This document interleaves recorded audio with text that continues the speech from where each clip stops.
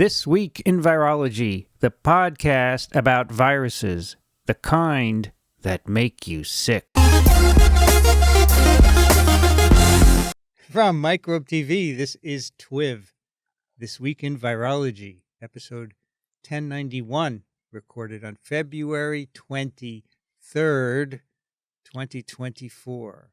I'm Vincent Racaniello, and you're listening to the podcast all about viruses. Joining me today from Fort Lee, New Jersey, Dixon de Pommier. Hello, Vincent, and everybody else. Just looking at the window, it was a very strange morning. There was a lot of fog, and then when the fog lifted, it turned out it was snow instead. And then when the snow stopped, the sun came out. And it's supposed to go up over 55 degrees within 3 days from now. So those poor little crocuses in front of my apartment house have already croaked. They call them crocuses, but they've croaked. They came up, they got snowed on, and they're dead. Here in New York, it's 9 degrees C and cloudy. Also joining us from Ann Arbor, Michigan, Kathy Spindler. Hi, everybody. I have not pulled up the weather yet. It says it's 48 degrees, mostly cloudy, and that would be in, no, not that one, the Norwegian weather app. It would be 7 degrees Celsius. Gentle breeze from the north. Also joining us from Austin, Texas, Rich Condit. Hi there. We have a perfect day.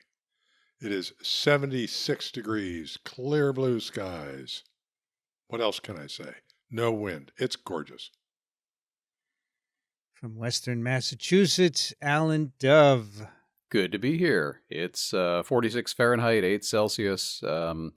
Really, really mild for a February day here in the Northeast. It has been a very, very mild winter. I found this Instagram post this week, which is about temperature. So it has 3 lines. It's got at the top Fahrenheit. On the left, 0 degrees. It says really cold outside. And then 100 degrees, really hot outside. And then the next line is Celsius. It says at 0, fairly cold outside. And at 100, dead. And then it's got Kelvin, which at 0 it says dead, and at 100 it says dead also. So cool. Yes, That's pretty good. Yeah, so that's why most people use Fahrenheit. That sounds like an XKCD thing, you know. I don't think it is. It's just some random person doing the thing. And also, I have to say, since I'm on this, that is Material Science is the Material_Science 007. And also, someone is putting out, well, there's a Instagram account called Richard Feynman Quote.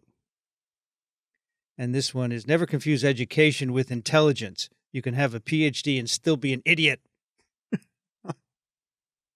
You guys, I'm not calling any of you idiots. You're all smart guys. I know that. But you have known PhDs who are idiots, haven't you? Yep. Sure. Okay. One of them is the Surgeon General of Florida. Oh, yeah. Good segue. He doesn't have a PhD. Is he a PhD or an MD? No, he's an MD. Both. He's an MD. He's both. He's a Dixon. sturgeon. He's a sturgeon. No, he's an MD PhD from Harvard. Have it. Okay. Now, I would say maybe not stupid, but ignorant, right? Or maybe he knows what he's doing. He's just trying to get elected. I don't know. But anyway, one more thing to tell you. The Albert Einstein said the measure of intelligence is the ability to change. I like that very much, right? I don't know if it's true. I think if you change, it's an intelligent thing, but I don't think it's... it's not a guarantee. I don't think so. Well, you have to know. Yeah, I know a lot of politicians who change all the time, and in their cases, it's not necessarily a sign of intelligence. Viruses of Microbes 2024 is in Cairns, Australia. It is 15th through 19th July 2024. That's the winter in Australia, but Cairns is on the coast, and it will probably be okay, right? Guess it'll be mild up there. And I will be there doing a TWiV along with Jolene Ramsey. And Kathy has some announcements for ASV. Yes. So first of all, we now have the details of the satellite programs up on the website. So for those of you that might not know, the satellites take place before the start of the main meeting on the first day when there's going to be the welcome reception and the keynote address. That day, there are satellites, and there are 5 of them this year. If you register for one of them, you can jump around and go to talks in any of them. And so if you go just have to fire your boosters to get from one satellite to the next. Yes, right. I'm sorry. That's all right. I just reset the satellite orbit for the next couple years, so we're fully aware of using that term. So anyway, if you go to asv.org/ASV2024, you'll land on the homepage, and there's a red bar at the top where you can click on program, and you'll be able to scroll down and get to the satellite programs.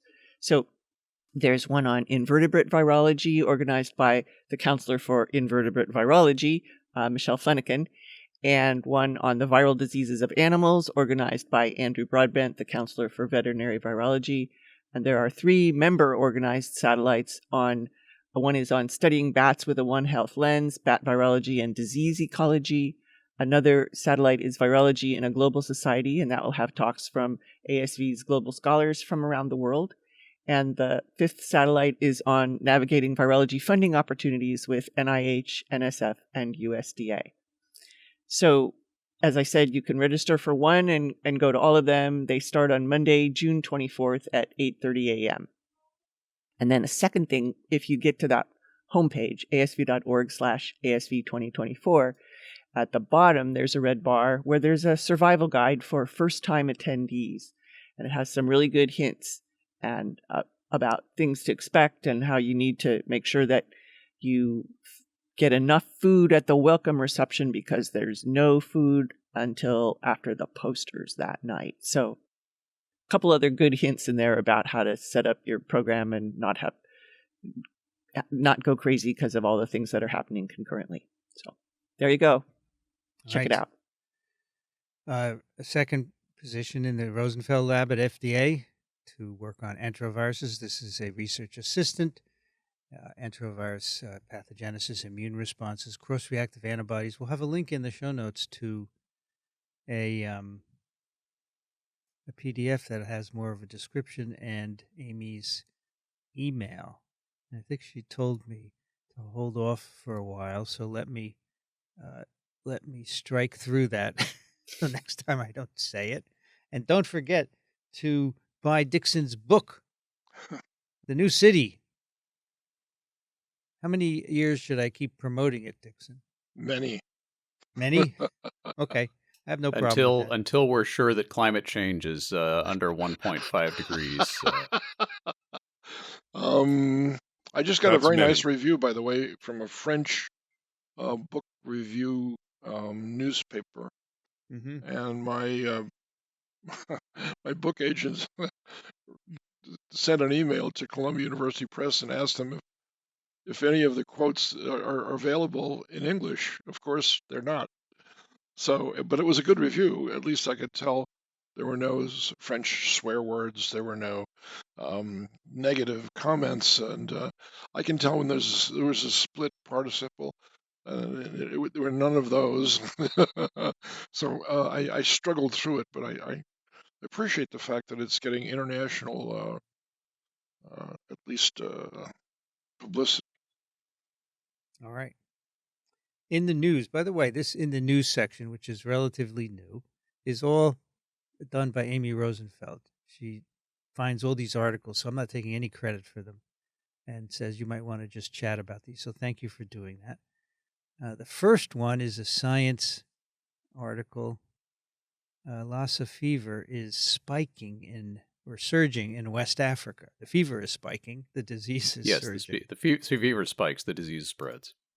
And so Lassa, many cases a year, 10,000 or more cases a year. And nobody knows why this particular outbreak is happening. Someone here in this article says it is the most neglected of neglected diseases. I have a map here of the current outbreak and what's going on. And Dixon is familiar with Lassa virus, right? I'm also familiar with the epidemiology, and I don't know if West Africa has suffered much from drought, but that's a big a reason for the rats which carry this virus to go into your house looking for food because there isn't any outside. And in particular, in the northern part of Nigeria, in Lassa, as a matter of fact, the people live spread out throughout the countryside, and they store their grain in big barrels inside their houses. And of course, the rats come in to try to raid the pantry, and when they're scared off, they leave a little present for the owner, namely some urine, and in the urine is the virus, and that's how the people get Lassa fever. But I don't know if that's going on now. I have no idea about the weather patterns of West Africa to see if they match up with that normal epidemiological picture. Yeah, I think a focus of this article is that the available data don't really account for the amount of a surge that they're getting. Like, why are we getting so much Lassa? But because it's affecting poor people in West Africa, it hasn't gotten the kind of attention a lot of other things do. It never did, except to generate the P2 facility. P2? Not P2. Not P2. Must be, you're thinking of BSL-4. BSL-3. I don't know. This was the early days, Vincent. This was 1967. P2 is nothing. P2 is nothing. Well, it was the next grade up from that. Yeah, back when I was a graduate student, the biosafety lab was called the P2 lab. Right. Really? Yeah, the one where they went next door and worked on rabies. So P2 is different from BSL-2 then. Right. Understood. Okay. For the sake of accuracy, the reservoir host is a multi-mammate mouse, Mastimus natalensis. Natalensis. Yeah. And a mouse? Actually, what? Yeah, it's a mouse. And that was figured out in 1972. Yeah, a long time ago. By... Now, all of a sudden, I'm blanking. We had him on the show. We did? Yeah, it'll come back to me. Was he the show we did in Galveston? No. Okay. It'll come back to me. All right, next article. Circulating vaccine-derived poliovirus 2 in Zimbabwe. This is a UNICEF report. 17 circulating vaccine-derived polio type 2 from environmental samples in Harar since October 2023. So they have polio surveillance sites there, and they detected 17 times. So these are vaccine strains that are just circulating. I mean, they're in environmental samples, and people are shedding them. An index case, there were 3 cases of paralysis. The index is a 10-year-old female in January of this year, and 2 other cases reported this week. All of them caused by circulating vaccine-derived virus. So what do we do in response to this outbreak? Distribute more vaccine. We distribute more attenuated vaccine, which is going to cause more cases of polio. But the hope is that you distribute enough vaccine that you vaccinate people and prevent them from getting paralyzed from this. If I were quick, I would have a quote about hope, but I don't. It takes all the running you can do to stay in one place with this good. virus. That's very good. So I don't know if that's going to work. These are all from these circulating CDVP2s are all from immunization campaigns where they do supplementary immunization activities to tamp down outbreaks, and they reintroduce more virus. So, folks, and you shouldn't use a vaccine that paralyzes kids. I'm sorry. You should use But that IPV. horse is out of the barn. Yeah, well, right? I mean, close the door, sacrifice the horse. That's what you're saying. No. The problem is this is out there, and you can't run in and vaccinate everybody with inactivated polio vaccine because that requires all the money and facilities to be able to give injections and reliably keep up with people. And the sad truth is we just can't do that in the places that are having this Well, problem. so you think we should just keep using OPV?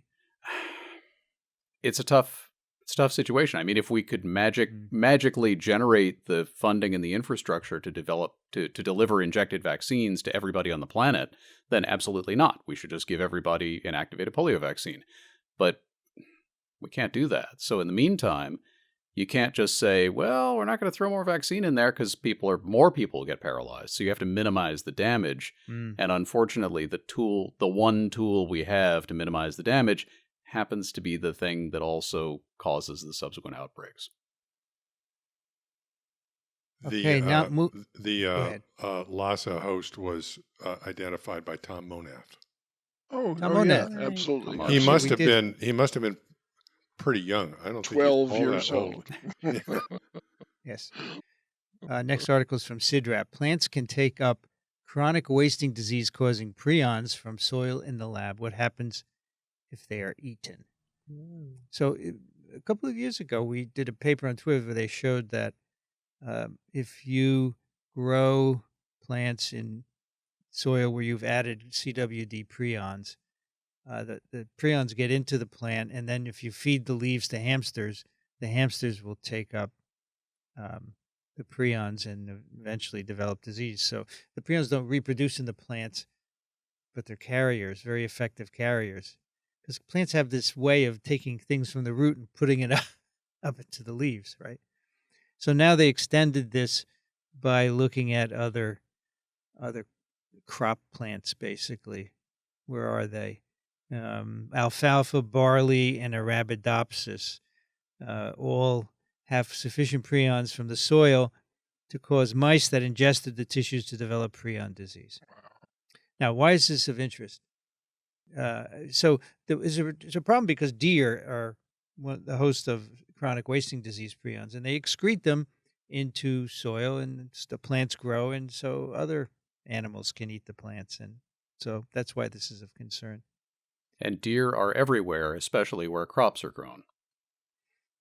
Oh my, it certainly is everywhere. And if you have a backyard garden, a certain person is our host, has a backyard garden. What's going to happen in the backyard garden? Well, if the deer in your neighborhood have If the deer you've talked about have CWD, they get into your garden, and you could have. Well, they do get into his garden. There's no question about Well, that. it's got 12-foot fences around it, so they That's, usually don't get in. no, they can't do that. But yeah, it is a possibility. But the incidence of CWD is going up nationwide, and so as someone in this article said, the prion could change and expand its host range. So we have to keep an eye on it, basically. Right. Interesting. Case of measles in New Orleans, Louisiana Department of Health. 2 individuals diagnosed with measles recently returned from a trip out of state. Maybe they went to Philadelphia. Who knows? Maybe they went to Florida. Or Florida. Because there is a case in Florida as well. Measles in Broward County, Florida. 6 cases, I think. 6 cases. Wow. Students returned to Manatee Bay Elementary following 6 confirmed cases of measles. He's vaccinated, said one parent. So are these students unvaccinated? Doesn't say. Yeah, it does not say. Where's Broward County, Rich? Oh, geez, I don't know. All right, you don't know. It's fine. I don't know. worry It's about near it. Miami. It's not Miami, but it's near That Miami. sounds- I sounds think. right. Okay. Now the problem is that, and I've skipped a paper, 2 papers. I'll get back to them. There's been an outbreak of measles in Florida. The Florida Surgeon General do not support vaccination. They basically say it's up to the parents to decide whether they should vaccinate their kids or not. And there's a letter here in a Twitter thread about from Joseph Ladapo, who's the state Surgeon General. And you can read. I can't make it big enough to read. So the Twitter feed says, during an actual measles outbreak, the Florida Surgeon General dropped the ball and failed to emphasize the most important message, which is to vaccinate those who aren't vaccinated against disease. The other thing he's being criticized for in that judgment is not imposing some sort of restriction on unvaccinated kids returning to school, okay, which is not an uncommon practice in situations like this. Once again, leaves that up to the parents. You should be doing a measles vaccination campaign and trying to get as many people Sure. vaccinated as possible, but he's not going to do that. I bet he was vaccinated as a kid. Of course he was. In Yes, it well-run states, measles vaccination is a requirement for enrollment in public schools. That's correct. Actually, Yeah. when I was living in Florida, you had to get a measles booster, I think, before you could go to the university. Okay, I don't know what the overall statewide requirement was, but that would indicate that it used to be more stringent than it is now. At least at the university level. At least at the university level.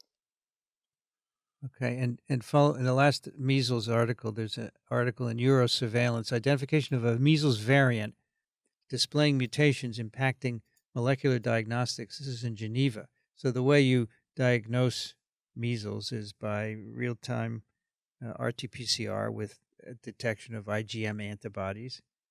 And they describe some variants that they found that have mutations in the primer annealing site of a commonly employed RT-PCR. So that would impact detection. And I would like to remind the authors, you do not have to say genetic mutations. Mutation is sufficient. Okay? As you did in the title, displaying mutations. But in the abstract, then they say genetic mutations. Come on. All right. 2 articles here, quite interesting, which we may do in a future TWiV. It's a Nature. First is a Nature. Prevalence of persistent SARS-CoV-2 in a large community surveillance study. This is a RNA sequencing study, which shows long-term persistence of RNA, at least 60 days. I'm not so worried about that. I would like to know if there's infectious virus, but they didn't look at that. They did find that people who had persistent RNA were 50% more likely to report symptoms of long COVID. But yeah, I would like to see infectious virus. Yeah. Okay. And then the other one is also a Nature article, Nature Neuroscience. This could be a twin paper. Yeah. Blood-brain barrier disruption and sustained systemic inflammation in individuals with long COVID-associated cognitive impairment. Vascular disruption here has been implicated in COVID and may predispose to neurological problems, but how the blood-brain barrier is affected is not known. So here in this paper, they show that BBB disruption is evident during acute infection and in patients with long COVID, with cognitive impairment referred to as brain fog. They do MRI imaging, MRI. We don't need to say MRI imaging, Vincent. MRI. I agree. Genetic mutation. Yes, we show BBB disruption in patients with long COVID-associated brain fog, and they find dysregulation of the coagulation system and a dampened adaptive immune response. Interesting. So, could be good. I might look at it more detail for twin. Alrighty. Thank you, Amy, for those. Let's move to so today is an unusual day because we have 2 preprints. And I thought they were interesting, and we could actually review them ourselves if we wish. And the first, our snippet, West Nile virus is transmitted within mosquito populations through infectious mosquito excreta. Excreta. And if you want the summary of the paper, Vincent will just read the title again. Yeah. Yes. That's it. Unless you don't know what excreta is. So that covers the paper. Yep. Mhm. Just substitute poop or well, actually, it's urine. It's everything that comes out of the mosquito because, well, as you see, they feed them dye and they look at it. They look for the excreta that's blue or something. Mhm. This comes from a couple of different labs in France, Montpellier and Marseille and Nîmes and then Maidol University in Bangkok. Right. Rodolphe Hamel is the first author, and Julien Pompon is the last author. Two corresponding authors, the first and the last. Okay. I thought Dixon might be interested in this. Very interested in it. Okay. So I didn't know that West Nile virus is the most widely distributed mosquito-borne. No. West Nile virus is not a distributed disease, okay? No, it's an infection. Well, It's an West Nile agent. virus It's is a virus. It's a It's a virus. virus. An I agent don't want to that get. causes I'm going to do this for 3 hours if I start now. Yeah. West Nile Welcome virus to- is this currently is a the most widely distributed mosquito-borne virus. How's that? That's how I would. This is a problem with covering preprints, right? Yeah. Well, Or I mean, because if Kathy and I get going on proofreading this thing, Right. we're going to be here a long time. right. How many marks do you have? I have Okay, about I 3 per didn't- I- page. Yeah. I immediately, after the third typo, I said, okay, I'm not doing typos on so this the paper. circulation of this virus has been reported on all continents except Antarctica. Right. Interesting. And as we know that mostly asymptomatic infections, a quarter of people develop flu-like symptoms. 1% have neurological manifestations, even paralysis that resembles polio. Since 2000, West Nile virus has infected an estimated 7 million people and caused more than 2,700 deaths in the U.S. We don't have a vaccine or an antiviral, although they're under development. But here's the interesting part. So it's transmitted between vertebrate hosts by mosquito vectors. So the mosquito is carrying virus, it bites you, and then the virus comes out of its salivary glands and infects the host. And of course, when a mosquito takes a blood meal from an infected host, the virus goes into its gut, reproduces, and spreads to the salivary gland. And so in nature, this virus circulates in a cycle between birds, right? That we call an enzootic cycle, like in animals. And sometimes that mosquito that's picked up virus from a bird bites a human or some other mammal. But the mammals are dead-end hosts because we don't have enough viremia to have another mosquito pick up enough virus to transmit it. They say here, this is interesting, I didn't know this, West Nile can be directly transmitted between vertebrates by contact with or consumption of infectious material like infected birds, mosquitoes, cloacal fluids, blood transfusion, organ transplantation, or even breast milk. Do you Right. know that, Dixon? I do know that. In fact, I would argue that immature human beings, known as children, when they become infected, they don't get as sick as adults, but their viremias are higher than adults. So we assume, based on the epidemiology of this infection, that an outbreak in Israel resulted in the translocation of the viral infection to the Bronx Zoo by tourism. And the children were taken from, let's say, Bronx and brought to the zoo to see the 23 lowland gorillas on vacation in New York City at the zoo. There were 23 of them. And you could actually press your nose up against this enormous plexiglass barrier and come face to face with your distant ancestors. The line, they had 3 million visitors to that alone. Directly opposite that was the pond, which was highly polluted, and Culex pipiens loves that kind of water. And in that was the Egyptian geese and lots of other different waterfowl from around the world. And it's assumed, although not known for sure, that one of these little kids gave the virus to the mosquitoes, and then they went on and bit birds, and the African birds didn't die because they were already selected for resistance, and the European birds and the North American birds died, as well as 5 people. And that was the beginning. And how do I know all that? Because Vincent and You wrote a book about it. I did, but I couldn't have done that without Vincent. Oh, yes, you could. No, I couldn't. No, you had the Sure, virus. it just would have been wrong, that's all. It still might be, but but there Have was it here. there was a weather pattern associated with that, as there is with Lassa fever, and that's a drought-driven infection that drives away the birds from a locale, but the people don't usually leave. So the mosquitoes turn to people instead of birds. Okay, And that's how it, West Nile story, a new virus in the New World. yeah, When did all that happen, Dixon? 1999. And it took Vince- like just 2 years to sweep across the country, right? That was- Exactly. the pattern is just amazing. That's true. So Dixon autographed it. I He did. said to Vince before he learned, "I don't want to be called Yeah, Vince." I know. Without your help, all the virology would be suspect. That's true. So I'm waiting for the punchline on the gorillas, Dixon. Oh, the gorillas went to Broadway shows. They ate out a lot. They had a great time. Good. But the people who saw them, Did they go to had the to opera? they're not much of an opera fan. They did go to see the Nairobi Trio, however. Okay. Enough of this levity. So I'm sorry. you're not done yet.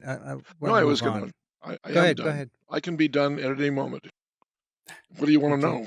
Did you?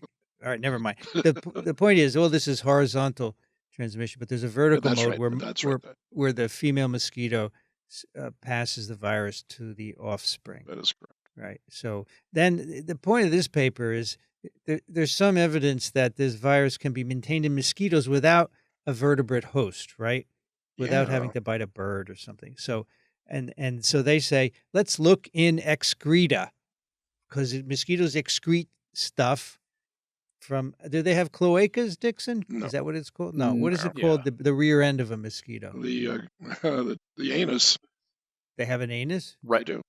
Yeah, Okay. so they excrete through two processes. The urine goes through the Or the liquids. this was years ago, the entomology class. Is it Malpighian tubules? Yeah, that's right. Is that okay? You're right. Absolutely Yeah, right. so the liquids get excreted that way, and then the solid, Solids. the intestine empties out through the anus. Exactly. And after a Okay. blood meal is when they excrete a lot, because they have to get That's as right. much water off as possible in order to be able to fly, and They that they digest. they perform plasmapheresis, basically. Yes.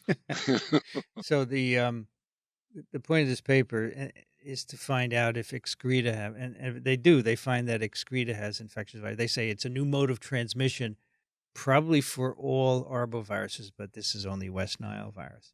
Maybe The that's why myadol is involved.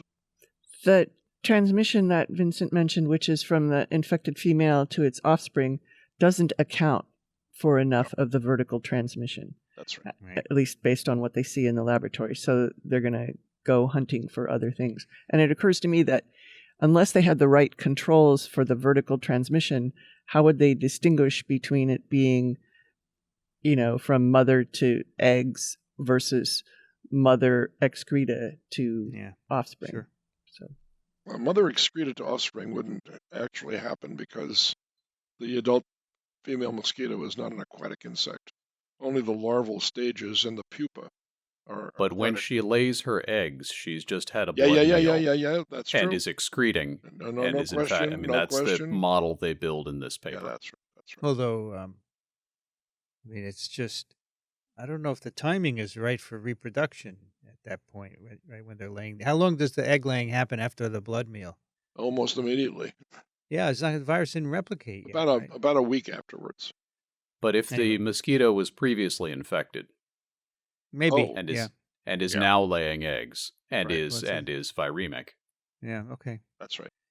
Anyway, so they do a bunch of experiments to address this. They feed mosquitoes infectious West Nile virus. They collect pools of excreta across different days. Then they inoculate those into virocells in culture, which are susceptible to infection, and they can detect RNA in the supernatant. they also and did plaque assays. Did they they? also do plaque assays, yeah. That's right. And they can detect infectious virus particles. So they then want to know how much, because that's not a quantitative assay, it's yes or no, right? So they want to know how much infectious virus per excreta. Excreta is a unit. So they feed the mosquitoes sugar with a food dye that makes their excreta blue. And then they can see blue dots on the walls of the place where the mosquitoes are, and that's that's where the excreta is. Because I guess it's very small, right? You wouldn't be able to see it. And they can find virus in pools of excreta. They have a geometric mean of 13.75 PFU per excreta. So an excreta is a tiny dot on the side of the cage, and that's got on average, and it varies between 0.2 to 400 PFU per excreta. I just think it's funny. We use per ml, and they use per excreta. I think it's so funny. Okay, so the mosquitoes are shedding infectious virus. Let me see. It's a time thing here. Yeah, so they found they sampled. I think they were initially sampling like once a day, and they saw things weren't adding up properly, and they determined ultimately that the virus breaks down rapidly. Yeah. They lose infectivity rapidly if you wait, and so they started collecting excreta more often. Yeah, they did a time course from 4 to 12 days post-feeding. And they say we didn't collect earlier than 2 days post-exposure to avoid collecting viruses from the inoculum. But I would have wanted to do that to see the peak, and then the peak goes down, and then the reproduction, right? Would have been part of the experiment. Oh, well. So they say half of the excreta carried viruses as early as 4 days post-exposure. It peaks 93% of the excreta are virus positive at day 6. So there is some increase in excretion. So I don't know, this 6-day peak, they already laid eggs, right? So I don't know how that would work. So they conclude that infectious particles are excreted early after oral exposure to infectious blood, which is how they feed them, and for a long period. They also produce genomic RNA for long periods of time. All right, so can this virus infect anything? And they find, as I think Alan mentioned, that when the excreta goes in water, the virus is highly labile in water. So at an hour post depositing in the water, so they diluted the virus in water. Post excretion. Post excretion. They dilute the virus in water to simulate the excreta going into water, and after an hour, 0 infectious particles. Right. So then they say, let's see if larvae, L1 larvae and pupae can be infected. Right. So they have them in water, and then they add virus. And none of the larvae get infected with 10 to the 5 PFU per mil, and only 15% after 10 to the 7th PFU per mil, which is probably higher than you would get in excreta. But the pupae were more susceptible. 46% were infected after 1,000 and up to 100% with 10 to the 7th. And they say the larvae are not affected, but the nymphs have a slightly reduced survival after being infected. So they suggest that maybe mosquito excretion in water pools where the larvae and the pupae are may lead to infection of those stages. If I'm not mistaken, they also, correct me if I'm wrong, have a comment on this lability in the water, because in the laboratory the water is distilled water, and the pond water has a bunch of other stuff in it that might have the effect of stabilizing a virus, so it might last longer. It's true. So just know that the larvae of mosquitoes are filter feeders. And so they filter a particle size range, and that's been studied very carefully to make sure that the insecticides that are laced on particles are of the right size so they can kill the larvae as they feed. But they would probably filter the virus as well. You think so? Yeah, I do. Oh. I can't understand, though, how the pupa figures into this unless it just adheres to the outside. It doesn't have a mouth. Right. The pupa is not a feeding kind of in a dormant state. It's not a feeding stage. Huh. It's active, though, because they're called tumblers. Well, they don't And they actually. have little snorkels, so they have a contact. They have the potential for something entering through those holes that they pierce through the surface tension of the water to breathe. They're air-breathing animals, so maybe that's how they get infected, because it's possible that the surface also contains more virus because there's an electrostatic accumulation of biomass at the surface, and that's why the larvae also feed mostly at the surface too, by skimming. So I don't know. Maybe that's how it gets in. I'm only familiar. I have only been familiar with the mosquito reproduction at a very superficial level. So I wanted to see what these creatures actually looked like and what the life cycle was like. They're wonderful. So to I work found with. this. I found They're this fun. video that I've linked in here from the Howard Hughes Institute called "The Mosquito Life Cycle." It's good stuff. Very, very nicely describes it and uses actual photographs of living thingies. Right. So mosquitoes have a complete metamorphosis. They go from egg to larva to pupa to adult. And the whole life cycle takes about a week and a half. So, Dixon, Yeah. Can a female go through this cycle, that an egg-laying cycle, fertilization, laying eggs, more than once, several times? Oh, yes. Twice at least, and sometimes 3 times.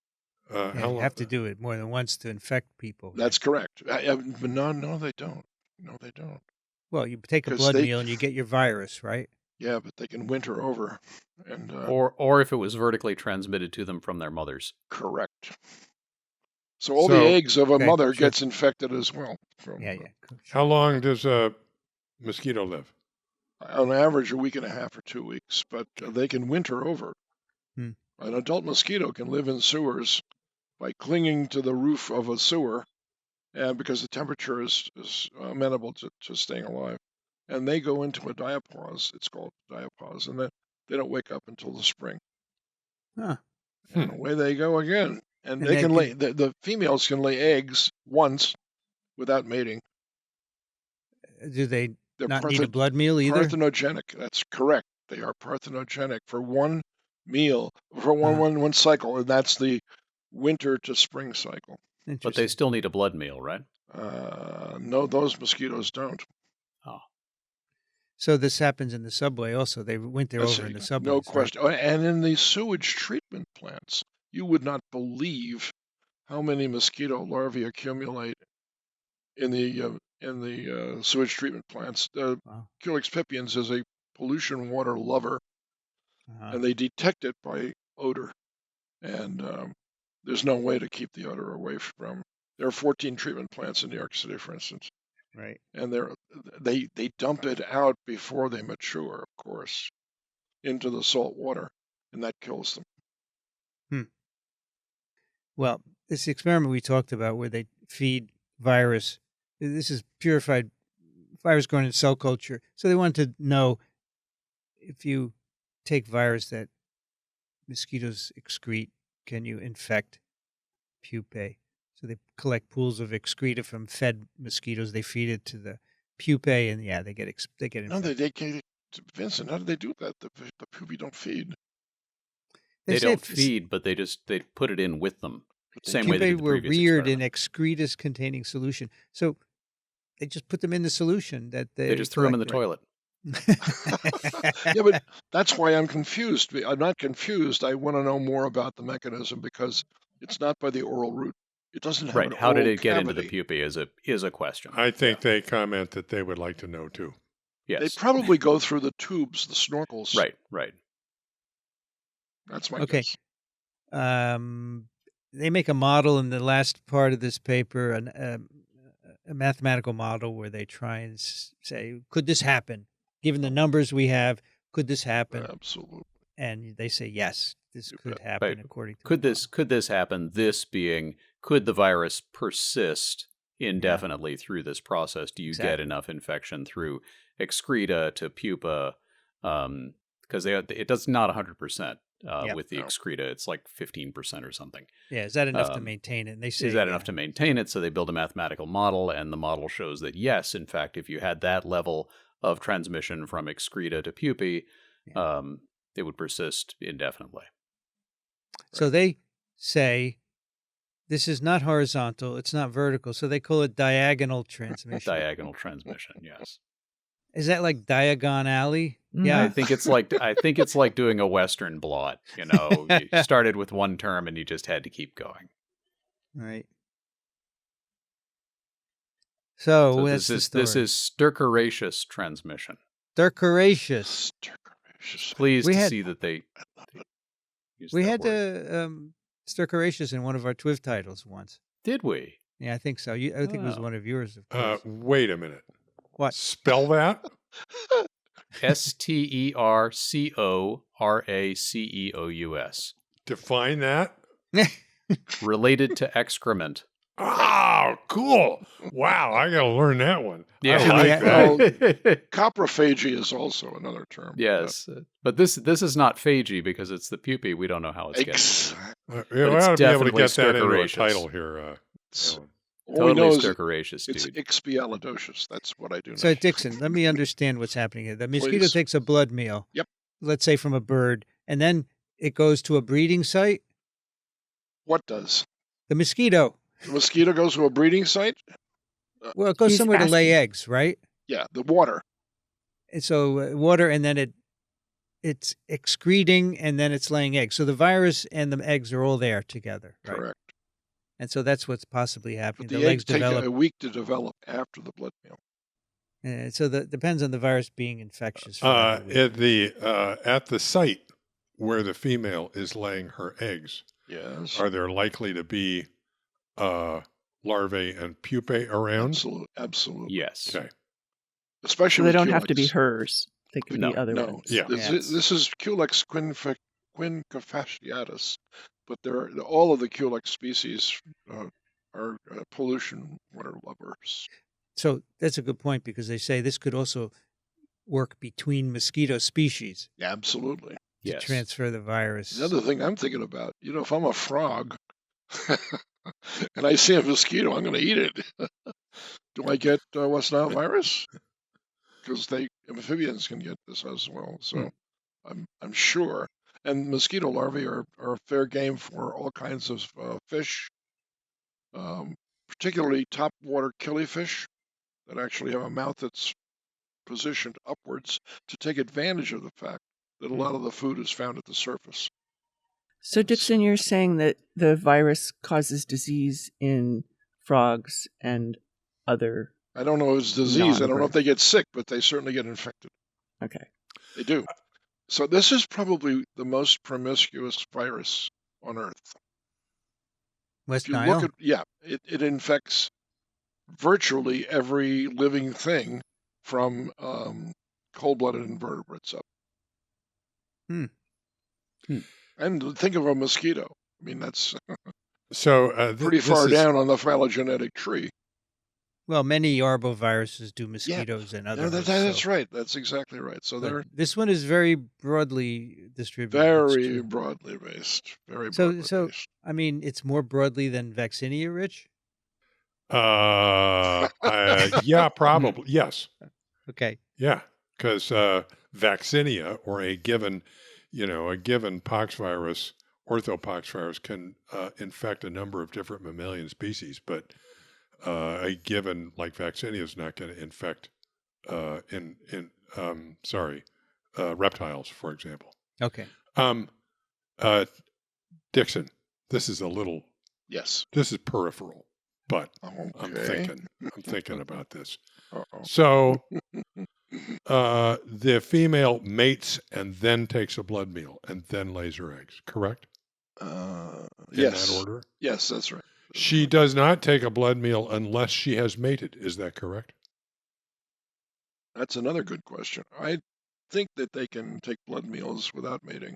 So where this is going is, does she, in quotes, know that having mated, she needs to take a blood meal?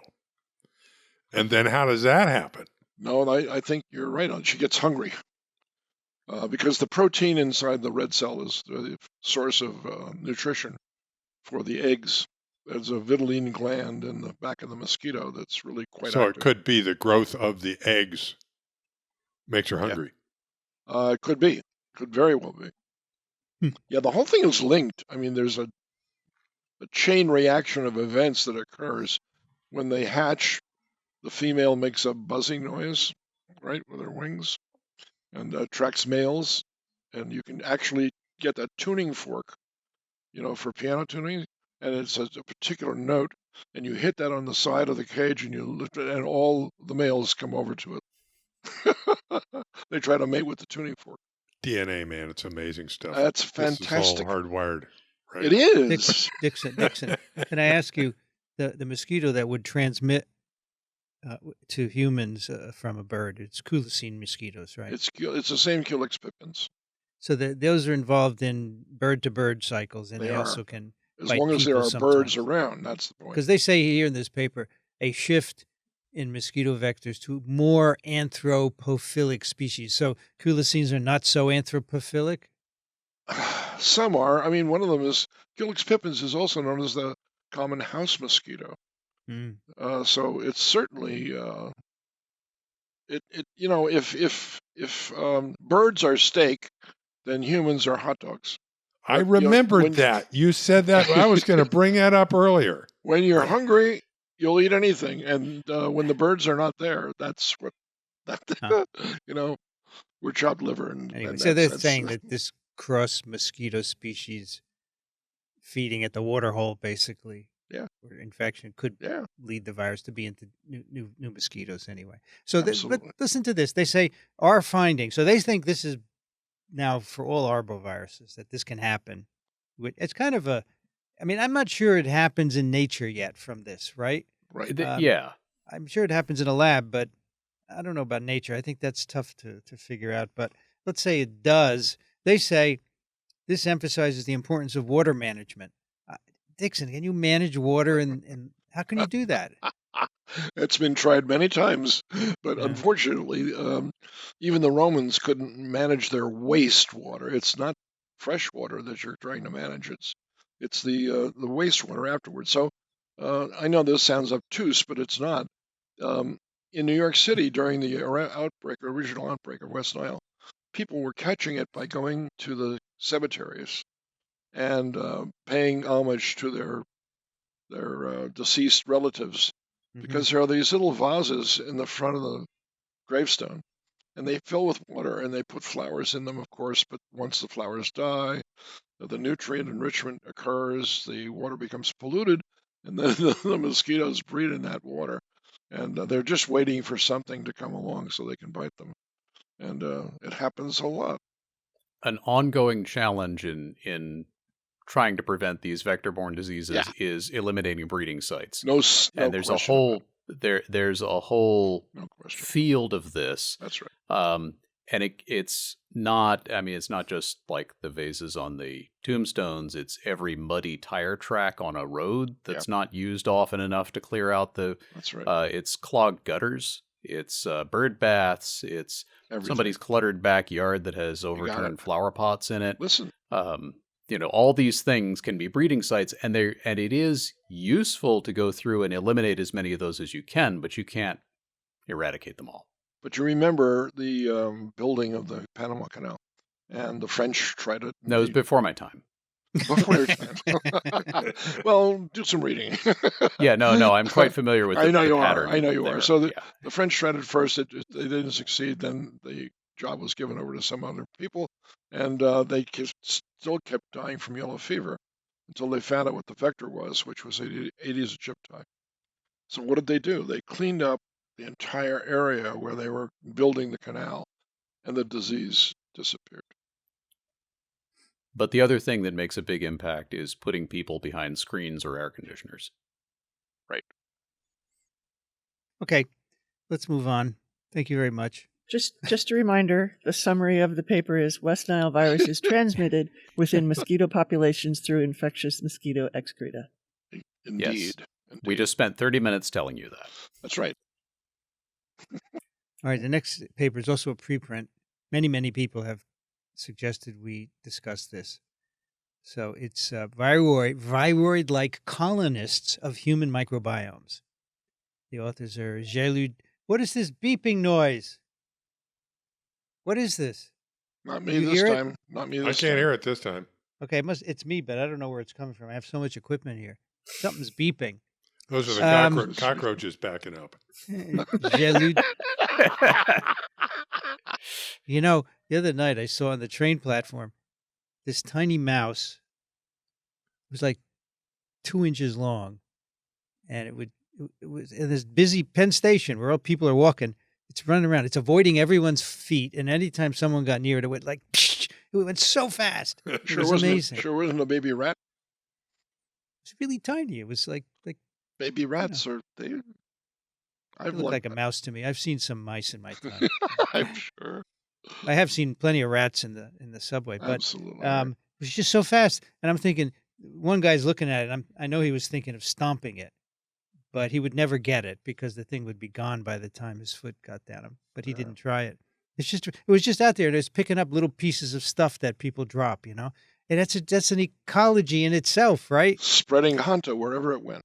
Yeah. Anyway, the authors are Geludev Edgar, Lopez Galeano, De La Peña, Babayan, Bat, and Andy Fire. What the hell is this? So, and Andy Fire won the 2006 Nobel Prize in Physiology or Medicine, along with Craig Mello, for the discovery of RNA interference.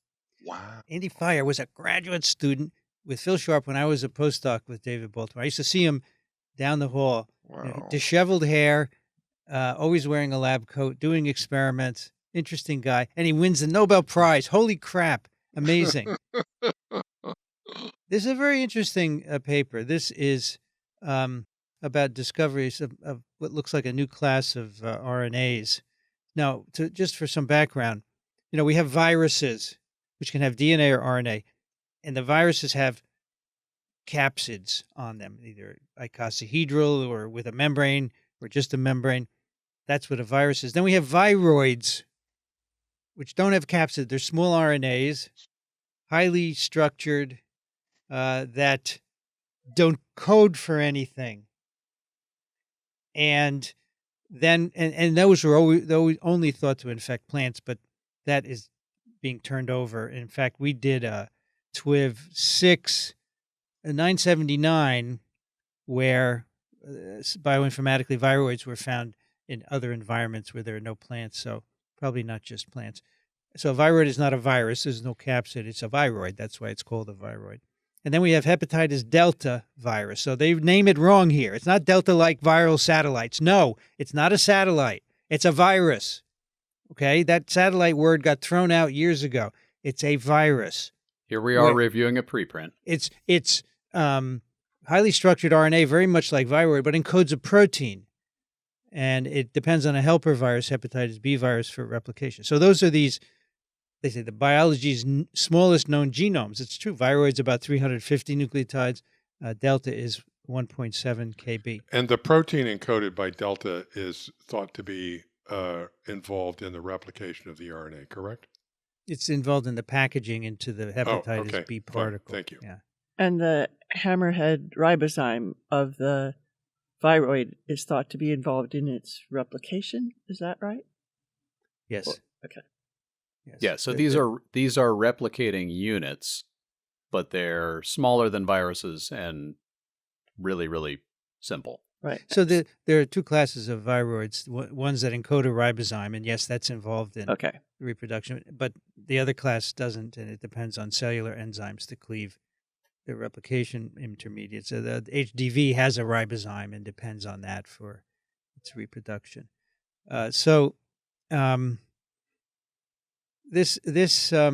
bioinformatics allows you to start looking at data sets and ask, are there similar agents anywhere else? Because viroids were first discovered because they cause diseases of crops, and most of the viroids we know about are plant pathogens. Just as a sort of a high level thing that I think about when I read this paper, I think about our conversations a long time ago with Eric Delwart, who I don't know if he coined it, but he used to talk about dark matter because he was one of Yeah. the Yes. one of the first guys who did a tremendous amount of sort of bulk sequencing of this and that. And the databases at the time were such that, not all that much was known. So a lot of the No. sequence didn't know what it was. And he called it dark matter. Dark matter. And that stuff is out there in the cloud, all this sequence that we accumulate, and we only know what a fraction of it does. So Yeah. it's there for the investigating. So this is a Right. probe into the dark matter looking for something new. Exactly. And now we have bioinformatic tools that you can use to Yeah. probe these data sets. And that's exactly what they do in this paper. And they focus on the human gut, initially the human gut microbiome. There's a lot of data out there. And they develop a bioinformatic tool to probe these RNA-seq data sets. So data sets where there's RNA sequence information, because the viroids are RNA. And they want to know, can we find more of them? And they initially look at a human stool data set, okay? Human stools data set, and they probe it with their program, and they find from this stool data set, which has people who were sampled over a year, very easy to collect stool, obviously, non-invasive, and they have 104 donors over a year, and sequence of each one, and then they have the sequence, the RNA sequences in a common database. So they screen this with their program, and they find 15 related 1,164 nucleotide RNAs with a lot of secondary structure reminiscent of viroids. They make rod-like secondary structures, right, where the RNA folds on itself, basically. Well, And from the initial search, they're predicted to make rod-like secondary Yes. structures. Predicted to make it. Their program is called Venom, spelled VNOM, Yeah. viroid nominator. Venom. Oh, but they Written- say it's pronounced Venom. In I the think methods, Venom is better. In the methods, it writes it in italics, the word venom. Oh, you're right. You're right. Sorry, I misread that. Okay. Written to sequentially filter in a homology-independent manner for contigs with molecular features consistent with viroid-like biology from de novo assembled RNA-seq data. Namely, these are the criteria: apparent circularity and the co-occurrence of both positive and negative sense strands within a sample. So they're looking for circularity and self-complementarity being the two major features of a viroid. So they're looking at the dark matter, specifically looking for viroids. That's their primary screen. Rich, I can't help but think of the promo introduction to Star Trek. They're going where and I won't say Yes. man has gone, because I'm sorry, Kathy, it was a generic No term one. for Actually, human. the updated Star Trek intro is no one. No one, it's go where no gender one has independent, gone yeah. before, searching for new life forms. Here you go. So, not such a far-fetched idea. All right. So they find a bunch of these sequences that will fold into rod-like secondary structures. They call obelisks, right? Think of the Washington Monument. It's a long thing. And these make long rod-like structures. I love what they say here. So typical mRNAs do not fold like this, right? They don't fold into. So this is something special. And they say, as evidenced by the efforts to maximize the degree of rodness in mRNA vaccines. Rodness, it's very funny to make it extended like that. Yeah. And this, they have obelisk A or alpha, apparently encodes two proteins, 202 and 53 amino acids. So they have two open reading frames, and they don't have any obvious nucleotide or protein sequence homology to reference databases. One of the things that fascinates me about this is that the larger one, what do they call them? Oblins? Oblin 1 Yeah, oblin, yeah. is itself self-complementary. So the open reading frame is about half on one strand, go around a corner, half on the other strand. So it is self-complementary. This is in contrast to hepatitis delta virus, where the coding sequence is all on one strand, and the other part of the circular element has the complement to that. But this is self-complementary within the coding sequence. Man, it would be hard to construct something that works That's quite like a crossword puzzle, isn't that. it? Yeah. Indeed. All right. So this genome is not similar at all to hepatitis delta virus. It's something unique, and as Rich said, these coding region is self-complementary. It's part of this 300 base pair hairpin. They found obelisk alpha in 7 of the 104 people who were part of this stool study, the stool data set, right? And several of them, they found it for over 200 days, consistently present in the data set. A through C, A, B, 3 people had it for over 200 days. And everybody seems to have its own certain kind of obelisk, slightly different sequence from. So within you, your obelisk is pretty similar, and it's different from your neighbors and so forth. So each donor appears to harbor its own distinct strain. And if you take DNA sequence data from this study, you don't find any of these obelisk sequences. So they are not encoded in DNA. They are RNA sequences that somehow can persist on their own in human stool, and they're viroid-like features. Okay? All right, so now they have this sequence. They can use it to search other databases, and they find it in 7 other data sets where there's 3.2 million sequences, and they're all human-derived, and none in DNA metagenomic samples.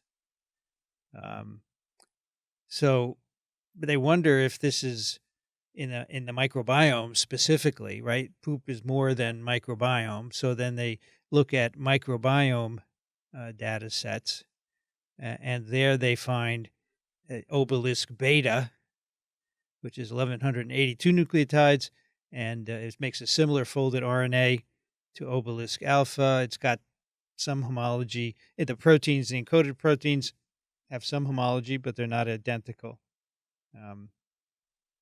to each other. All right, so then they search more databases. They search 12 trillion contigs in the RNA deep virome assemblage. I love that name, the deep virome. They get 38,500 oblin encoding RNA assemblies. And then they do more, and they find 220,000 obelisk positive data sets. So these are from data sets all over the world, globally present, and they say there's a bias in mammalian microbiome studies, so that it may be broader than that. But they say these are brand new phylogenetically related RNA-based elements. So the question now is, so viroids, the viroids we know best reproduce in plants. And actually, it's interesting, the viroid RNA doesn't encode for anything. It's actually copied by the cellular DNA-dependent RNA polymerase. So it's an RNA viroid, but it's copied by Pol2, which is a DNA-based enzyme to reproduce the viroid. So they want to know, what's the host for these obelisks? And it's hard, because how do you know, right? So they searched a sequence data set from a bacterium that's part of the human oral microbiome. It's Streptococcus sanguinis. And they looked through some RNA-seq data sets, and they find it. They find oblin 1 in that. And so this is a culture in the laboratory that you can now investigate to see if what this thing is doing. They say it's a model system for obelisk characterization. So it's present in this bacterium. All right. Right. So whether all of these are specific for bacteria in the microbiome or whether they have a broader host range than that is still uncertain. We But don't know. that's a good candidate, and it is a But- microbiome after all. Yeah, They and do they say wanted. that- I mean, this gives a model that you can look at and maybe figure out how these things are reproducing, and then go looking for more elsewhere. Right. So the way that they ended up looking at this Streptococcus sanguinis is because they knew that most of their data sets were from really complex samples, but they looked through what was out there in the databases and found that there was a set of independent sequencing data sets from this bacteria, a more simple one, and that's when they were able to go further with that. Right. They didn't sit around saying, "Gee, what bacteria might have this?" They looked at what the samples were available and said, Right. "What sample is narrow enough that we could find a single host?" Right. I thought they just decided to start with the mouth and work their way down. Well, no, they went in the They opposite went in the direction. opposite Yeah. direction. Yeah. All right. So they spend some time talking about the protein. They have the sequence of the proteins, right? The two proteins encoded, and they do some structure predictions. It shows that the protein, and they have lots of nice pictures of the protein, has an N-terminal globule and a 3-alpha helix bundle. Okay, and they do a lot of speculation on what's going on there. Oblin 2 has a solitary alpha helix, which has a leucine zipper motif. So this is a characteristic motif which is often found in proteins that interact with each other. So DNA binding proteins have leucine zippers to allow them to interact with other proteins. So they say maybe this is interacting with another protein. It used to be that when people would do these structure predictions with programs, I at least would go, pshaw. Yeah. Yes. But that's no longer the case. AlphaFold and similar programs need to be taken seriously. For sure. Of course, the structure doesn't tell us what it does. It can give clues. Not in this case. What about the ribozyme? Is there a ribozyme here? Because as I said, some of the viroids and hepatitis delta encode a ribozyme. So they do some bioinformatic probing, and in fact, they find 339 obelisks with hammerhead. So ribozymes come in different structures with interesting names, and one of the names is the hammerhead ribozyme. Looks like a hammerhead, right? There are other cool names that we talked about in that last TWiV. And so this suggests that they could replicate via those, and maybe the proteins are involved in replication. Unknown, really unknown. No idea. So they do some phylogeny, and they see that these obelisks are widely distributed, as I said, globally, many different humans.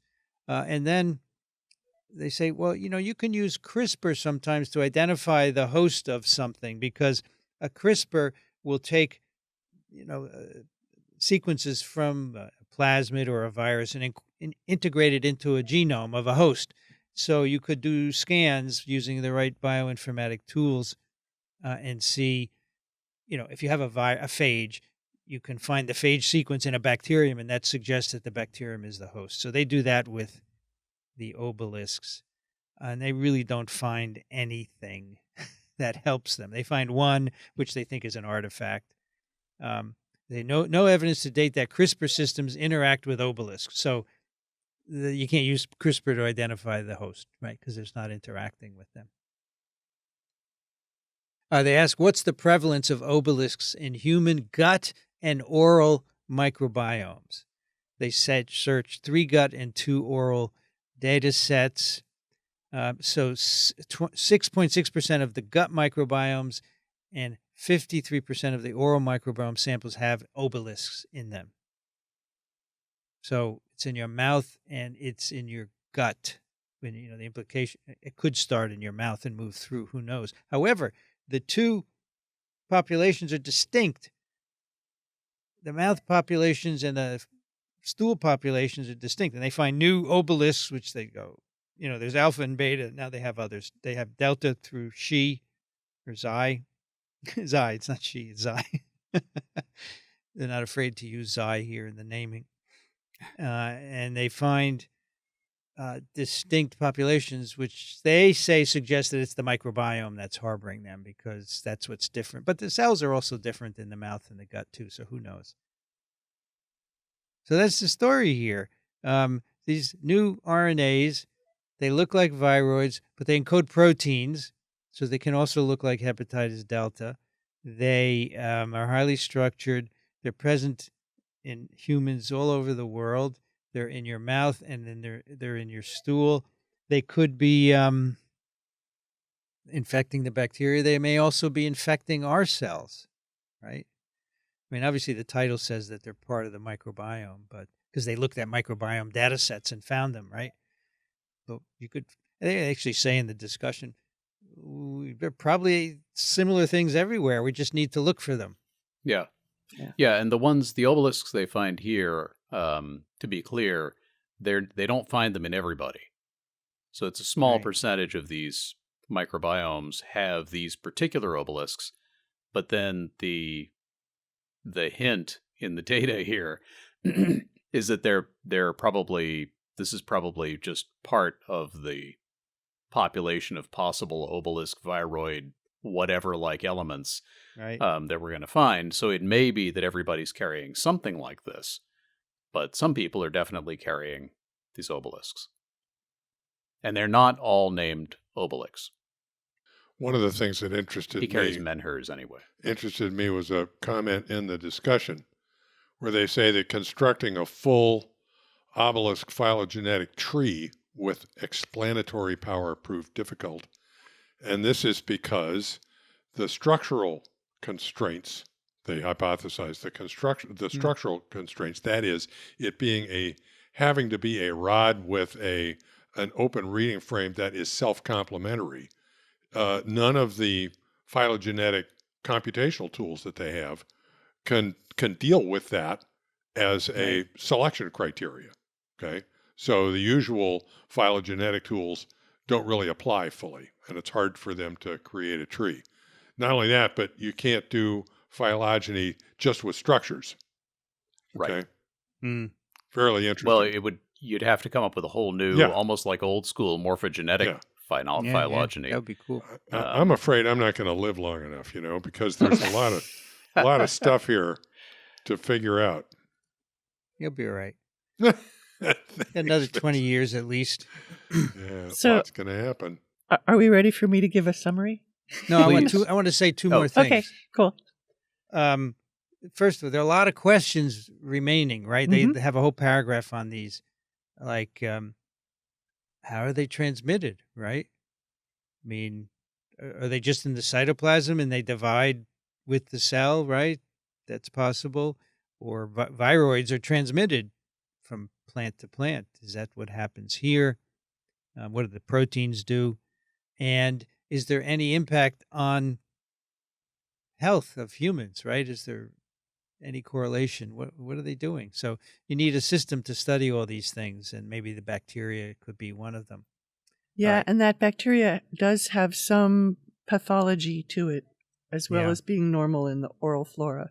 So that is, I think they're probably seeing NIH dollars or something. Yeah. All right, then the last thing is, what do we call these? And Jens Kuhn is listening. Yes. What do we call them? Because they say they're not viroids, they're not really delta. So they want to call them RNA plasmids. They suggest they are RNA plasmids. They don't actually come up with a name because we don't know anything about how they're moving around and how they replicate. They're not viral, because they don't have capsids, as far as we know. Although, actually, do you think they could be encapsulated and we haven't seen them? I think not. I think it's unlikely. Viroids are not. Anyway, they proposed the term obelisk because they're distinct from subviral satellites, viroids, and hepatitis delta virus. And they think that they resemble RNA plasmids. Although, I don't know, if they move from cell to cell, that wouldn't be an RNA. Well, I guess plasmids can move from cell to cell, too. Anyway, but obelisks. They want to call them obelisks. Yeah, we definitely need Jens to weigh in on this, because the phylogeny issue with these is going to be a whole new thing to chew on. Yeah, let us know what you think, Jens. Venom. That's your cue, Kathy, I think. Well, Yeah, yeah. you can So summarize it. so Vincent already said it, but they say obelisks are then neither strictly viroids nor delta-like elements, and the predicted self-complementarity of the oblin 1 further deviates from the delta-like thing. So they just really are different. And yes, they might more closely resemble, quote, RNA plasmids. As such, we propose that the term obelisk be used to refer to them, as they are distinct from subviral satellites, viroids, and HDV, hepatitis delta. So if you became worried partway through that you had been pronouncing the word wrong all your life, and then you finally picked up on Rich calling it obelisk, I had also already looked it up, and both pronunciations are correct. Obelisk and obelisk. Obelisk. So, and it comes originally from a Greek term. And what else is out there in the dark matter? Lots of stuff, Lots probably. of stuff. Still more. Seek and ye shall find. Stay tuned, All viroids. right, let's do a round of email. The first one is long. Maybe Alan likes to take that one. Okay, thank you. Ken writes, greetings from Hong Kong, 9 Celsius, where it is normally 10 Celsius warmer, and hotels don't have heating. Regarding the question of whether private data will end up in future training, there is a setting to keep one's data private. This must be about a specific application? ChatGPT. ChatGPT, okay. And it is private by default if you have a team membership, an extra $5 a month. Regarding ChatGPT and science, the impact of large language models on scientific discovery, a preliminary study using GPT-4, is a recent paper covering many scientific disciplines. Regarding the TWiV discussion, here's how ChatGPT-4 summarized it. This discussion revolves around the experiences and opinions of various individuals about ChatGPT-4, its implications in education, and its potential uses and limitations. The key points include educational implications. There is a focus on how ChatGPT-4 can be integrated into classrooms.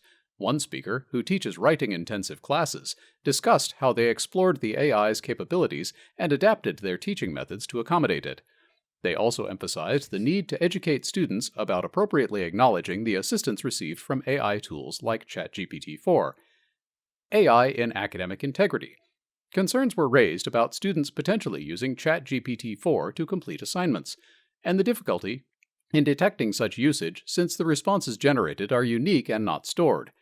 There was a suggestion to require all documents produced by ChatGPT-4 to indicate they were AI-generated, though it was noted that this is unlikely to be implemented by the AI developers.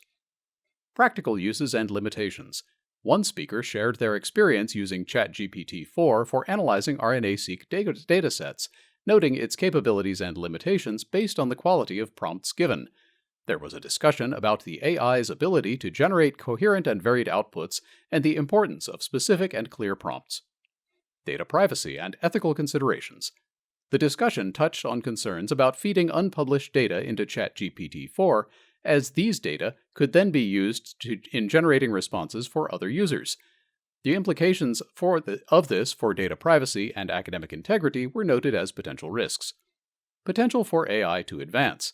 A few participants speculated about the future of development of AI, discussing whether it could become conscious or sentient. Opinions varied, with some expressing skepticism and others considering it a possibility. Classroom strategies with AI. Ideas were shared about how to incorporate ChatGPT-4 in educational settings, such as using AI-generated essays as a basis for teaching editing and critical thinking skills.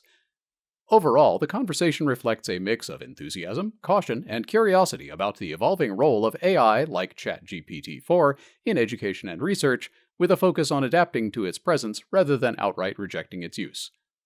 Was that a pretty good AI voice? I think it was yes. good. It's Actually, excellent. I was going to say, I think a more authentic AI would have not quite such a computer voice. No, I kept thinking about you were mimicking data on one of the Star Trek. Something along those lines. Yeah. Yeah, true. But Yes. How did More he? like data. How is this generated? Was this actually generated by ChatGPT? And what was the input? Do you know? The input was might our have been the discussion. transcript of TWiV. Yeah. But how can the chat know? It can't listen to Summarize this discussion it. Where would they find it? in the transcript. Oh, they would feed it a transcript. Yeah, feed a Absolutely. transcript of the show. Please summarize this discussion.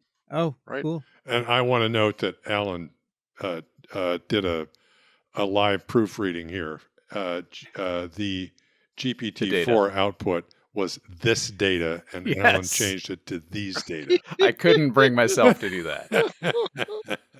Well, I can just see a group of scientists sitting around a table and say, "Okay, who's going to take notes?" And they're, Sure. This is Yeah. not necessary. I will do the job for you. Actually, And that's a good point. It's a perfect transcript.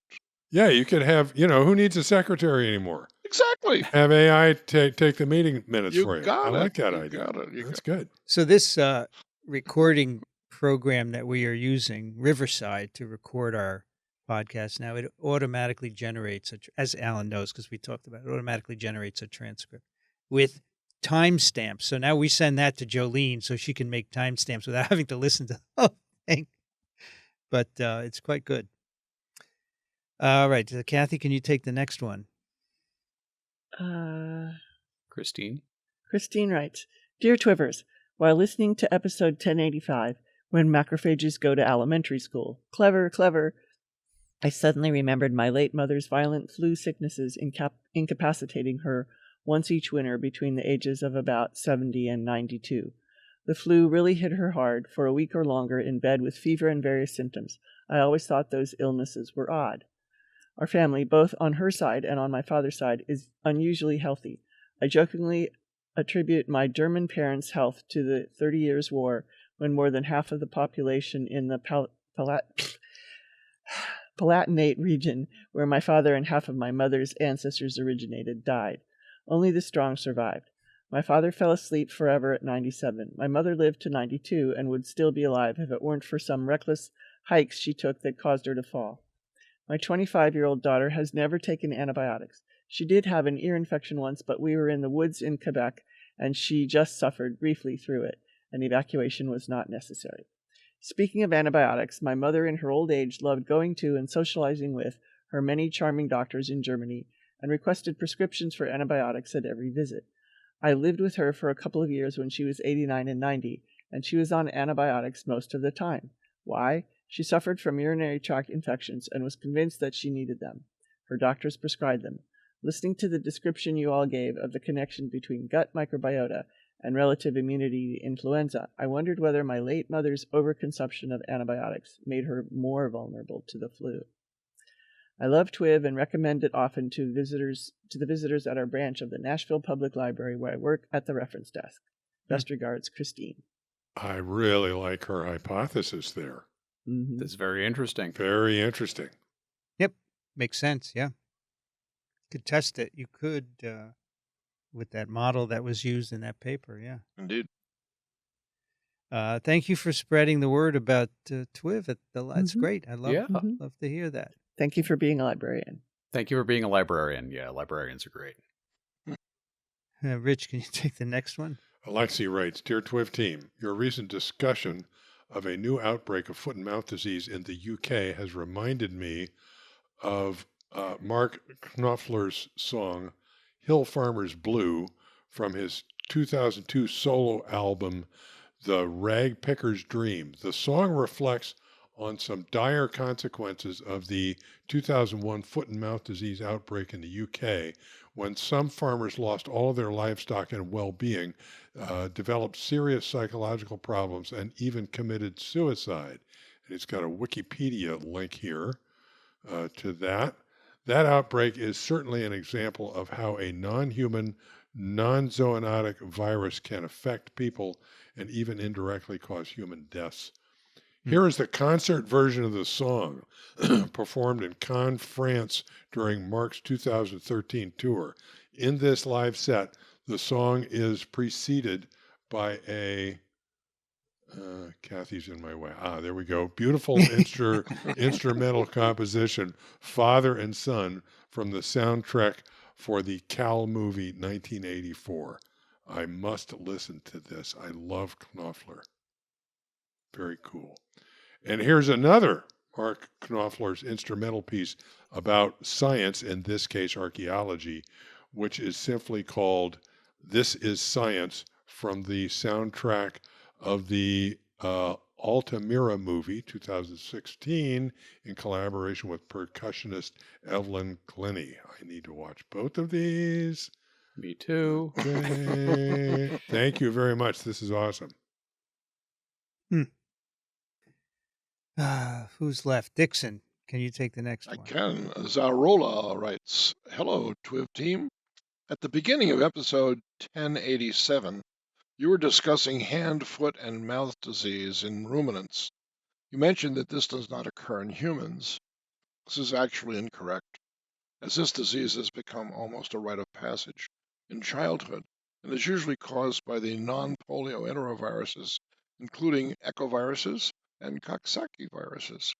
Coxsackie virus A6 has been associated with some of the more recent atypical and severe exanthem presentations in children in the U.S. in recent years. Please see the CDC non-polio enterovirus outbreaks and surveillance page and the Red Book published by the AAP, American Association of Pediatrics, for additional information. Thank you all for your great science discussions and all the superb education. Sincerely, Zaraullah." I just want to point out that hand, foot, and mouth is different from foot and mouth disease. Two thank different you. viruses. Thank you.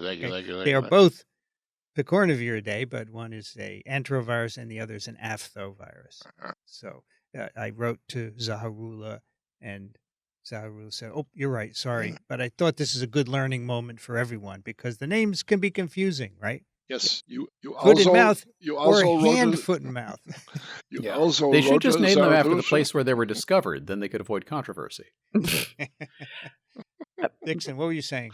Sorry, Nothing. Dixon. I was jumping in and violating every rule that Kathy laid down at the beginning of this show.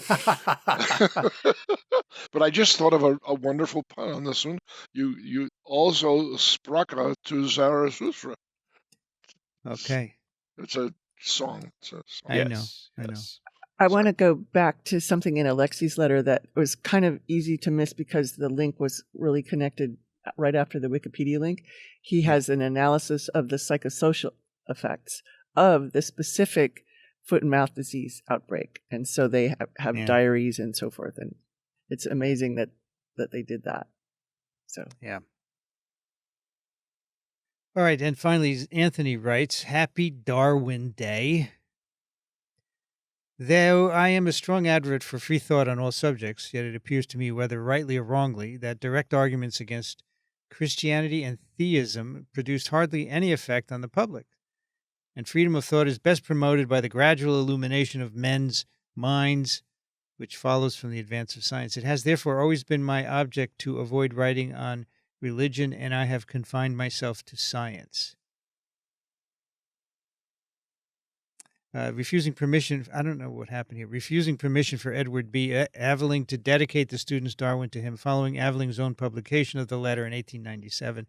It is sometimes incorrectly reported as a response to a request from Karl Marx to dedicate Das Kapital to Darwin. Anyway, so this is a letter to Edward Aveling. Got it. This is something Darwin wrote in response to Aveling.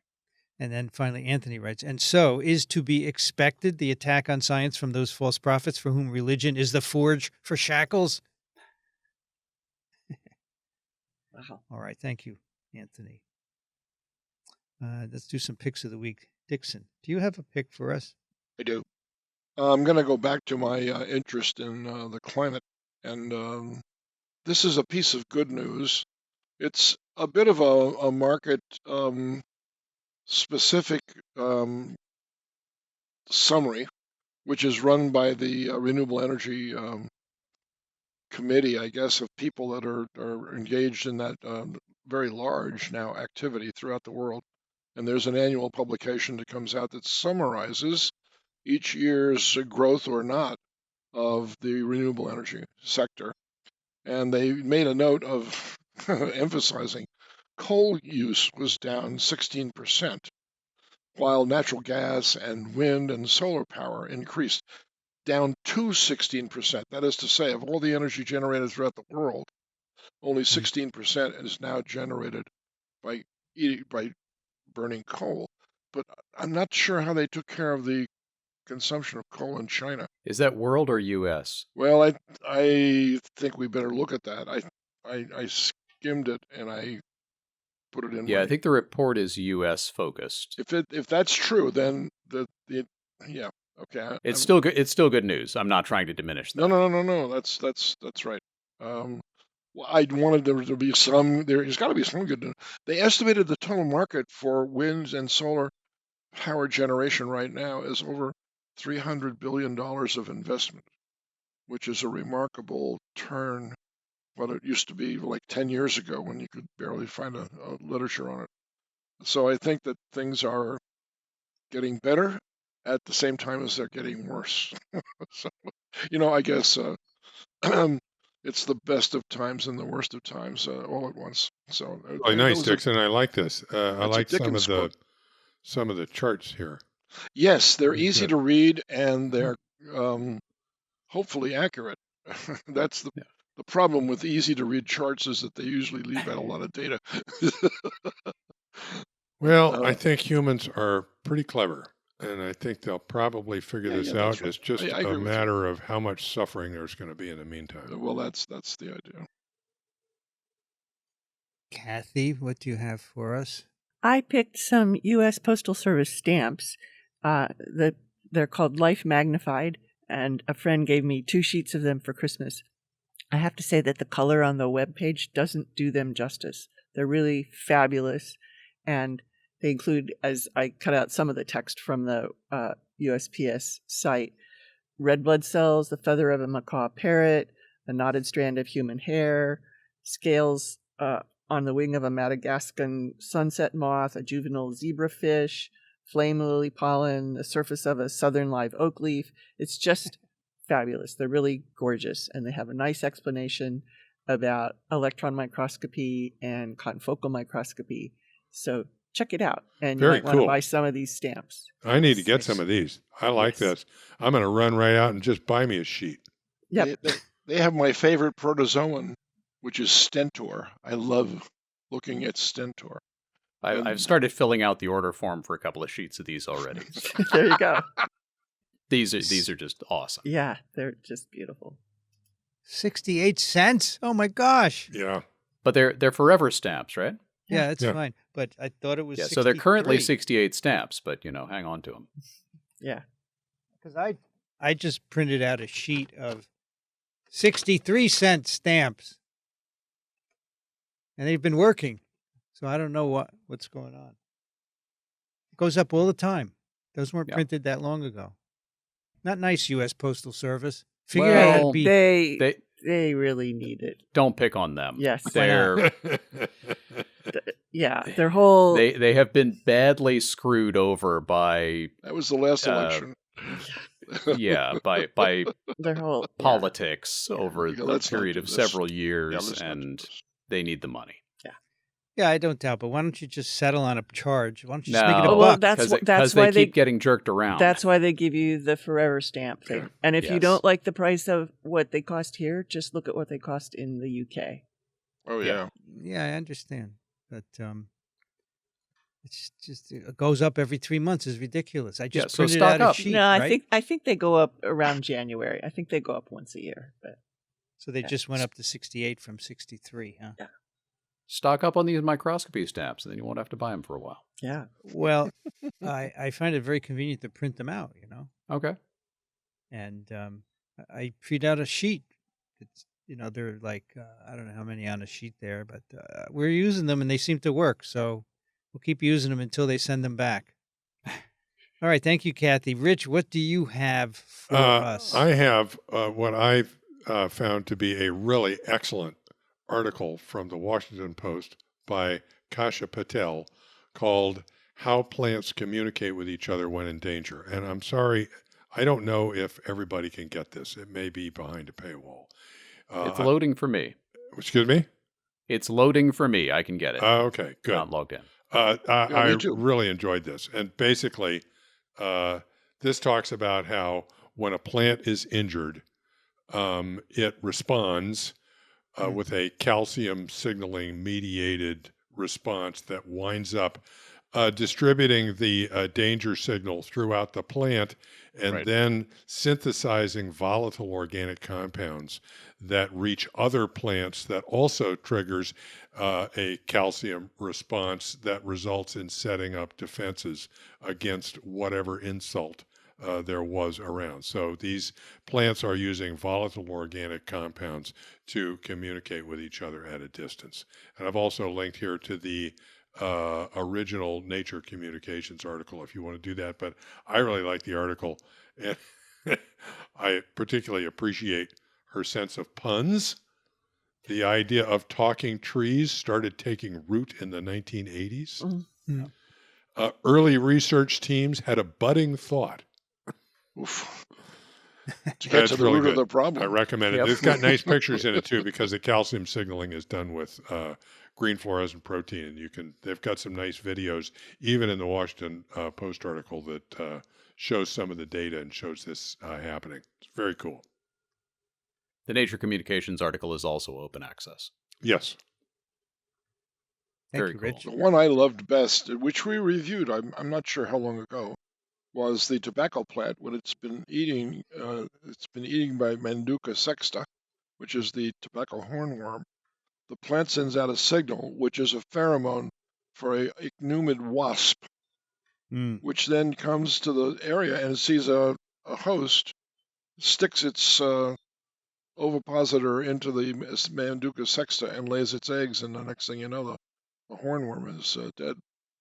And the tobacco, of course, tobacco, I mean, I was thinking a way of interrupting that so that the Manduca sexta could eat all of the tobacco. So there's that's collusion between the plant and the wasp at the expense of the hornworm. That's pretty cool. That is good stuff. It just goes to prove that tobacco will kill you in the end. That's exactly right. Alan, what do you have for us? I have a card game, like old-fashioned printed cardboard cards that you sit around the table with your family or friends and play. My goodness, you mean not your phone?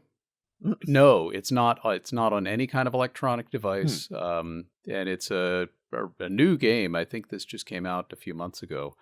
It's called a Sargasso Sea of Space, and this is a collaborative communication game. So you're not trying to beat your opponents. You're trying to solve a problem under constraints, and the problem is that you've got. So the setup is you're drifting around in a sea of space junk, and your ship has broken down, and you've got to find the parts to fix your ship. And so somebody will draw a card that is a part, and these are this guy Tim Hutchings does these drawings of things that look like they ought to be something, but they're not. And he does a really good job of these just inscrutable, hard to describe objects, which is the point. Because what you then have to do is describe, using only words, you can't pantomime or draw pictures, describe what you've found. The other people are sitting around the table with their card hands, which have the blueprints of the parts that they need to fix their particular ship. And if somebody thinks that it's a match, it looks kind of like a boot, but it's got a stick coming out one side, and it's got some knobs on the front. Oh, I need that. And then you take that card and you put it down and you hope that's going to be a match, but you don't actually get to look at it. And then after at least a couple of people have made a certain number of matches, you say, okay, which ship are we all going to get on? And you have to decide, well, do I think this person has made good matches, or do I think that person has made good matches? And you decide which ship you're getting on, and then you flip the cards over and you see if you made it.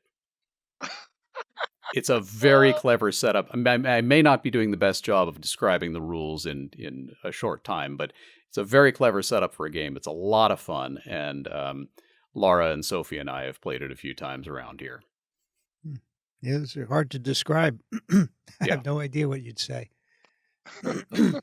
Yeah, it's got a couple of pictures of cards, things that you would find, and illustrating the design. Clever. Yeah. Is it funny? It says here, a cooperative game of describing the indescribable, escaping the inescapable, and metrozopping the unmetrozoppable. Oh, darn. I just saw that. Here. Through the highly scientific application of semiotics, we combine syntagmatic co-occurrences with collocational pixel structures to draw a set of 100 different pieces of space junk that are, I am pleased to tell you, gosh darned hard to verbally describe. Yes. I don't know what that means, except the last part. Thank you. Yeah. Thank you, Alan. Sure. I have a book for you today, which is Paul Offit's latest book. I have it right here. Tell me when it's over.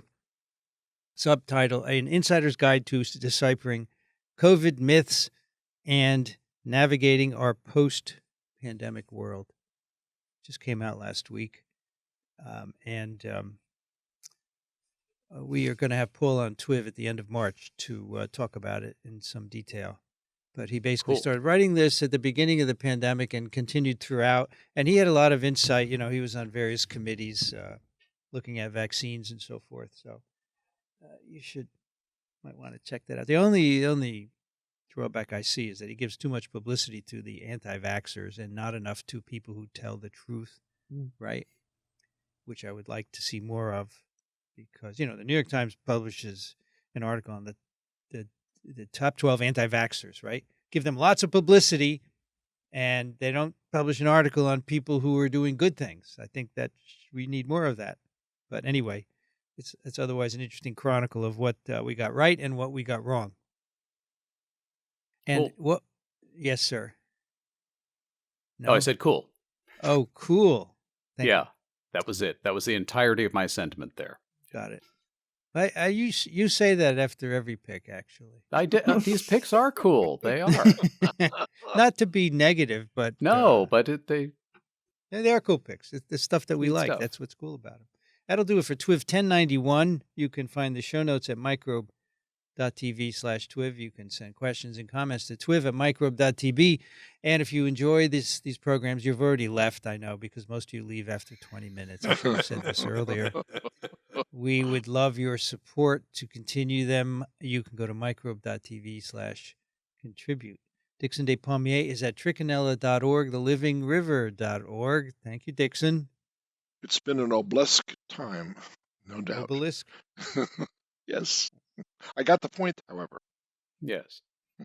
An obelisk, huh? I guess it's right. Obelisk. I don't know. Kathy Spindler's at the University of Michigan in Ann Arbor. Thank you, Kathy. Thanks. This is a lot of fun. Rich Conda is an emeritus professor, University of Florida, Gainesville. He's currently in Austin, Texas. Thank you, Rich. Sure enough. Always a good time. And Alan Dove is at alandove.com and turbidplaque.com. Thank you, Alan. Thank you. It's always a pleasure. I'm Vincent Racaniello. You can find me at microbe.tv. I'd like to thank the American Society for Virology and the American Society for Microbiology for their support of TWiV, Ronald Jenkins for the music, and Jolene for the timestamps. You've been listening to This Week in Virology. Thanks for joining us. We'll be back next week. Another TWiV is viral.